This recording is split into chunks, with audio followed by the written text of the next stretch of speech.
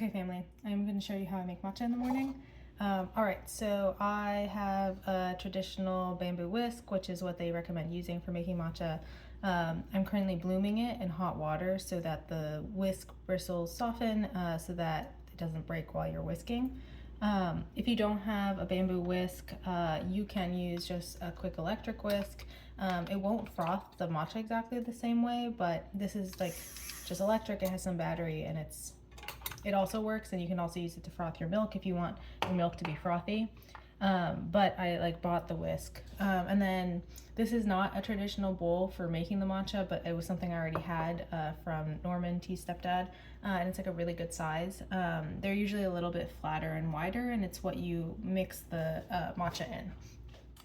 Okay, so when it comes to making matcha, this is the matcha that I use. I got it from Costco. It is, once again, not the best matcha in the world. It's fine, but like there are some other good matchas that I've gotten from Japan, and sometimes you can buy this too from H Mart. And this matcha, literally all you have to do is add water because it already has the milk particles in it, and just like add ice.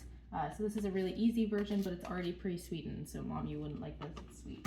And then I bought matcha from Japan. And I keep the matcha in the fridge, which is what they recommend. Okay, so let me get myself a mug. Sorry, it's gonna get loud, I'm gonna add ice.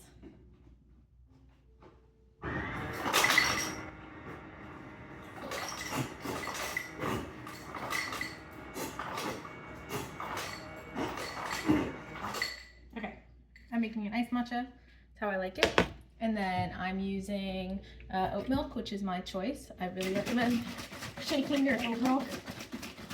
Some mornings I just shake it and then I pour it on top when I'm done. Some mornings, like today, I'm gonna put it in the measuring cup and actually froth it, so I can show you that version too. So usually about half a cup. I do far less than they do at the shops because I don't need that much milk. So I'm gonna put half a cup in there. I already shook it, so it's a little bit frothy, but I'll froth it up some more just so you can see what that looks like. But again, you could just pour milk into the glass when you're done. Okay, so I'm gonna dump the whisk. As you can see now, the whisk has like really opened up so that it's like nice and wide. All the bristles are soft, and I do this every morning. And I'm using hot water from my electric kettle. You do not want boiling water when you're mixing matcha. It will make it really, really bitter. I am like lucky enough to have, I mean I bought this intentionally. I bought one where you set the temperature, so I always have it set to 174 Fahrenheit. But basically like if you just have a regular kettle, turn it on and then let it sit so it stops boiling. But I use the same water for blooming my whisk. So I'm gonna dump the water out.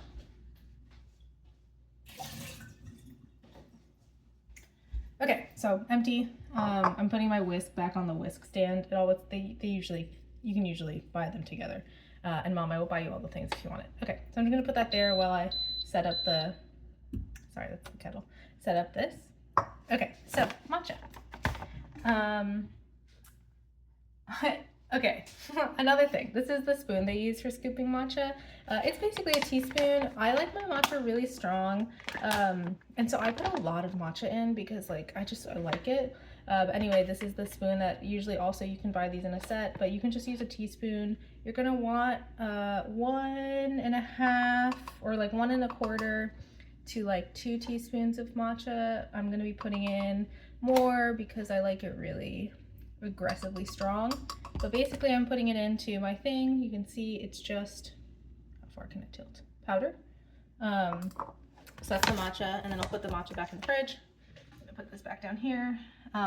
Sometimes they also give you this kind. This is for like if you want to transfer it from a bowl in like from a bag into like a proper storage container, which they recommend so it doesn't oxidize, but I've never used it. Once again, these all came together. Okay, I'm also going to be adding some monkfruit 0-calorie sweetener because I like my matcha sweet, but I'm putting it in here so that it dissolves. But also because I want some flavoring, I'm going to put in lavender syrup, which is my favorite syrup. This is the best brand for it. Sometimes I'll add it into the milk and I'll froth it, but most of the time I'll add it directly into here. And you don't need to worry about it dissolving because it's a syrup already, so I just add it in. And I add just a little bit just for the flavor because it does have calories, which I am mindful of these days. And so I use the 0 calorie sweetener to sweeten it, and this is just for flavor. So that goes on the ice.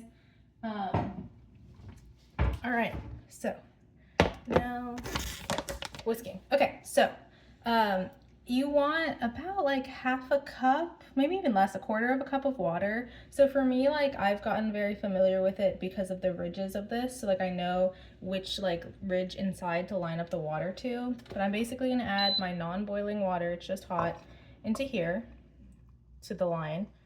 Because I've gotten like, just takes a couple practice to know like how much milk and how much water.